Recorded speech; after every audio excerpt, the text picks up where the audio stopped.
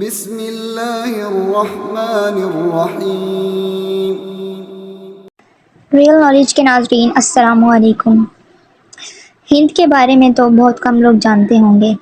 ہند ایک ایسی عورت تھی جس نے نبی پاک صلی اللہ علیہ وآلہ وسلم کے چچا حضرت حمزہ کا کلیجہ چبایا تھا اور کفر اٹھانے والوں میں سے ہو گئی تھی۔ آج ہم اس کا قصہ بیان کریں گے کہ جب اس نے نبی پاک صلی اللہ علیہ وسلم سے معافی مانگی اور اسلام قبول کیا۔ ابن جریر کی روایت ہے، مکہ کے فتح ہونے کے موقع پر عورتیں رسول صلی اللہ علیہ وآلہ وسلم کے پاس بیعت کرنے کے لیے حاضر ہوئی تو آپ صلی اللہ علیہ وآلہ وسلم نے حضرت عمر بن خطاب کو حکم دیا کہ وہ عورتوں سے کہیں کہ رسول صلی اللہ علیہ وآلہ وسلم تم سے اس بات پر بیعت لیتے ہیں کہ تم اللہ تعالیٰ کے ساتھ کسی کو شریک نہ کرو۔ ان بیعت کے لیے آنے والی عورتوں میں حضرت ہند بھی شامل تھی، جو عتبہ بن ربیعہ کی بیٹی اور ابو سفیان کی بیوی تھی۔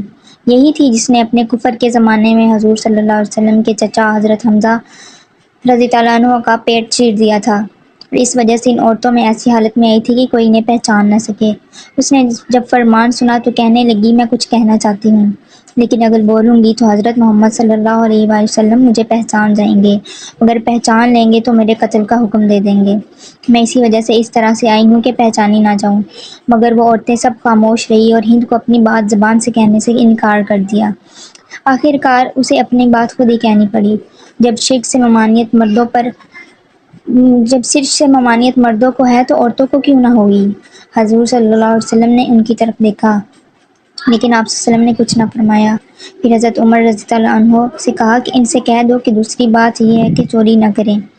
اس پر ہند نے کہا، میں ابو سفیان کی معمولی سی چیز کبھی کبھی لے لیا کرتی ہوں، کیا یہ خبر بھی چوری میں داخل ہو جاتی ہے؟ اور کیا یہ میرے لیے حلال ہے بھی یا نہیں؟ حضرت ابو سفیان رضی اللہ عنہ بھی اسی مجلس میں شامل تھے۔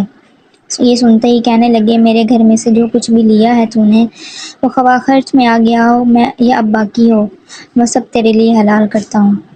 اب تو نبی کریم صلی اللہ علیہ وسلم نے صرف صاف پہچان لیا تھا کہ یہ میرے چچا حضرت حمزہ کی قاتلہ ہے اور ان کو کلیجہ چیرنے والی اور پھر سے چبانے والی عورت ہند ہی ہے۔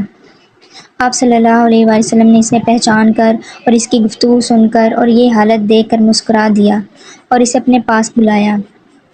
انہوں نے آ کر حضرت محمد صلی اللہ علیہ وسلم کا ہاتھ تھام کر معافی مانگی تو آپ صلی اللہ علیہ وسلم نے فرمایا، کیا تم ہند ہی ہو؟ اس نے کہا، جی ہاں ہند ہی ہوں۔ فرمایا، جاؤ، آج میں نے تمہیں معاف کیا۔